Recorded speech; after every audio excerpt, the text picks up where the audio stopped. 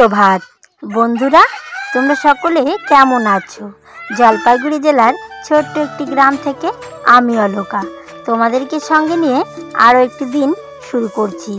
আশা করছি প্রতিদিনের মতো আজকের ভিডিওটাও খুব ভালো লাগবে। সকালবেলা ঘুম থেকে উঠে দেখছি কি একটা আওয়াজ হচ্ছে, তো ভাবলাম এটা কিসের আওয়াজ হচ্ছে আমি আর বুঝতে পারছি না। আর এখন যা গরম, রাতে তো ঘুমানোই যাচ্ছে না, তো পট করে চোখটা মেলে দেখছি কি একটা সাপ ব্যাঙটাকে ধরেছে, মানে সরছেই না। আর তোমাদের দাদাভাইকে ডাকবো, ভাবছি যে ঘুমিয়েছে অনেক রাতে, ডাকলে আবার মাথা না গরম হয়ে যায়, তো এই কারণে ভাবলাম যে ঘুমাক, আমি এদিকে কাজবাজগুলো সেরে নেই। তো চলো, সাপটা ওর মতন চলে গেছে আর আমি আমার মতন সংসারের কাজে লেগে পড়েছি। তো এদিকে রোদের তাপ দেখেছো, এখন কিন্তু 7টা বাজে। রোদের তাপ দেখে বুঝতেই পারছো যে কেমন গরম হবে। এখন 7টা বাজে, তাতেই এত রোদ, আবার বেলার দিকে কত না গরম রোদ উঠবে।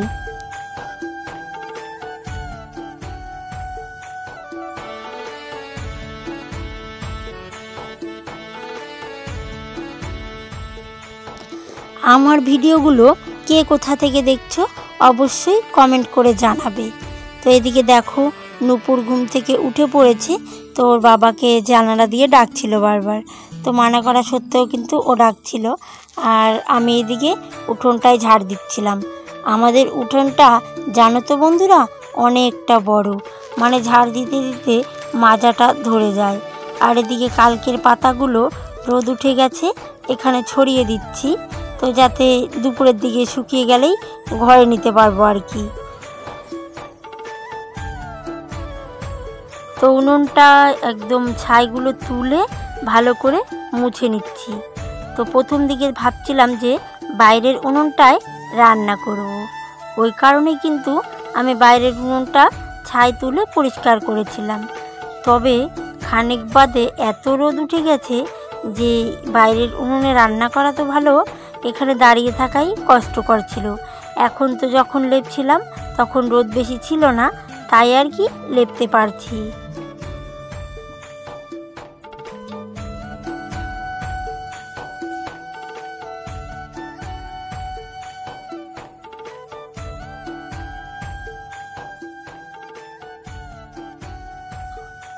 তো আগের দিনের ঘুঁটেগুলো রোদে দিয়ে দিচ্ছি বস্তায় করে, আর একদম ছড়িয়ে ছড়িয়ে দিচ্ছি যাতে করে তাড়াতাড়ি শুকিয়ে যায়।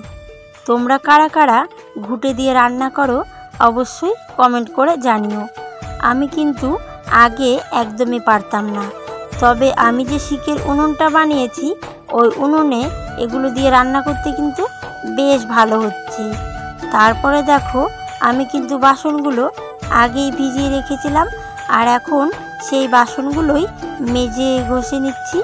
আর রাতে কালকে না একদমই বাসন কুসন মাজিনি, কারণ আমার বাসন মাজতে তো বাইরে আসতে হয়, আর কালকের রান্নাটা আমি রাতেই করেছিলাম, তো এই কারণেই গ্যাসেই করেছিলাম ছোট্ট হাঁড়িতে দেখো, তো এই কারণে আর কি আজকে সকালবেলা মাজছি। তো আমার সমস্ত কাজ কমপ্লিট করে আমার ব্রাশটা হাতে নিয়ে এখন ব্রাশ করব।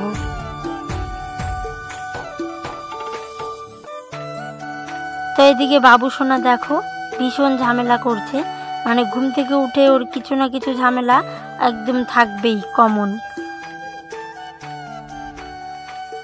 আমি কিন্তু এদিকে হাত মুখ ধুয়ে ঘরে চলে এসেছি, আর ওইদিকে বসিয়ে দিয়েছিলাম চা, আর বানিয়েও নিয়েছি আদা দিয়ে লাল চা। তো দেখো, মানে ছাঁকনিটা দিয়ে না কেমনভাবে যেন পড়ছে, তো বাইরের দিকে পড়ে যাচ্ছে। আর আমি এখন ওই কাঁঠালগুলো ছুলে নিচ্ছি। আজকে ভেবেছি কাঁঠালের তরকারি করব। আগের দিন এই কাঁঠালটা একটা দিদি ভাইদের বাড়ি থেকে এনেছি, আর আমি অর্ধেকটা ফালা করে দিয়েছে তোমাদের দাদা ভাই, তো এই কারণে আমি এখন কাটতে সুবিধা হচ্ছে। জানো তো বন্ধুরা, বললে হয়তো তোমরা হাসবে, এবছরের প্রথম আজকে কাঁঠালের তরকারি রান্না করলাম। তো এদিকে আমি না হাঁড়িতে একটু গরম জল বসিয়েছিলাম, আর ওই গরম জলটায় বিছানার চাদরটা একটু ভিজিয়ে দিলাম, কি বলো তো, বিছানার চাদরটা সুতিরগুলো না গরম চাদর মানে গরম জলে না দিলে মানে একদম নোংরা উঠতেই চায় না।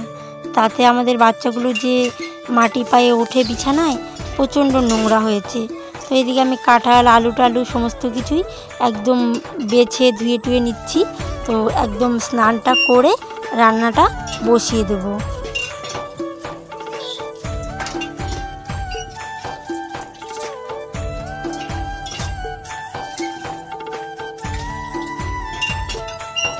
এত গরম যে থাকাই যাচ্ছে না, মানে স্নান করতে পারলেই যেন বেঁচে যেতাম, এইরকমটাই মনে হচ্ছে।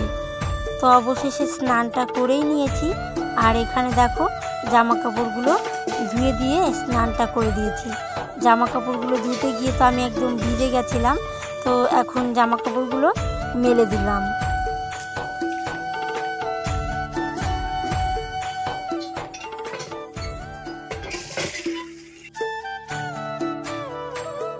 স্নানটা সেরে একদম চুলটা উপরে বেঁধে, ভিজা চুলটাই উপরে বেঁধে নিয়েছি।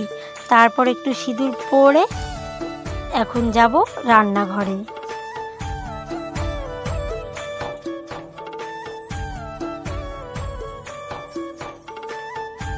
তো আমি যে গরম জল বসিয়েছিলাম ওই জলটার মধ্যেই আমি কিন্তু ওই কাঁঠালগুলো ধুয়ে দিয়ে রেখেছিলাম। তো কাঁঠালগুলো ভাপ দেওয়া হয়ে গেছে। আর এখন আমি সমস্ত মশলাগুলো আগেই করে রেখেছি, এখন শুধু তরকারিটা রান্না করব। তো পেঁয়াজ, আদা, রসুন, একটা টমেটো সমস্ত কিছুই কেটে ধুয়ে রেখেছি। আর ভাতটা না পরে করব। আর একটু আমের টক করব। আজকে কিন্তু এটাই রান্না করব। এত গরমে আমের টক খেতে কিন্তু বেশ ভালো লাগে। তোমরা কারা কারা টক খেতে পছন্দ করো?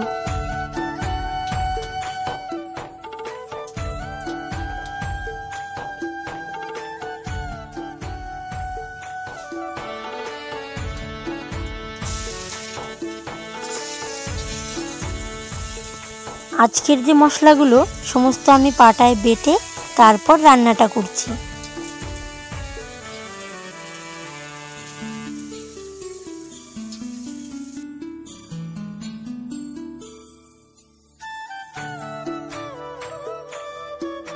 উনুনে রান্না করলে এটাই একটা প্রবলেম, এখান থেকে উঠে কোথাও যাওয়া যাবে না, এখানেই বসে বসে সমস্ত কিছু করতে হবে। তো এই কারণে আমি কিন্তু সমস্ত কিছু আগেই মেজে ঘষে রেখেছি, তারপরে গিয়ে তরকারিটা বসিয়ে দিয়েছি। তো এদিকে দেখো তরকারিটাতে কিন্তু সমস্ত কিছু দেওয়া হয়ে গেছে।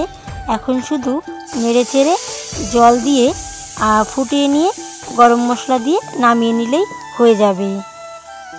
তো এখন বিকেল 4:30 বেজে গেছে, তবুও কিন্তু রোদের তাপ এখনও কমেনি। তো এই যে দেখো এই সমস্ত এখন ঘরে নিতে হবে। আর ওদিকে বাবুসোনা দাঁড়িয়ে রয়েছে, তো ওকে গার হাত পা ধুয়ে দিতে হবে।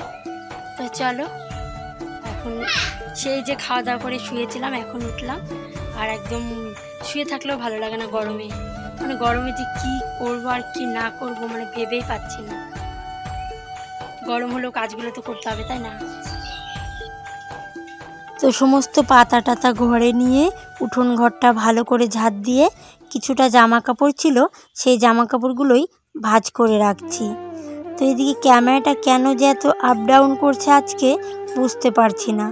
তো তোমরা যদি জেনে থাকো অবশ্যই আমাকে কমেন্ট করে বলো তো এরকমটা কেন হচ্ছে। কম দামি ফোন বলে না কি, কিছুই বুঝলাম না। তো চলো, এখনও যারা ধৈর্য ধরে রয়েছো তাদেরকে অসংখ্য ধন্যবাদ।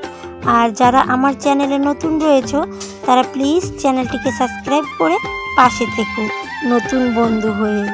আর তোমরা সবাই ভিডিওটাতে একটা লাইক করো, তোমাদের লাইকে আরও ভিডিও বানাইতে আমাদের কিন্তু বেশ ভালো লাগে।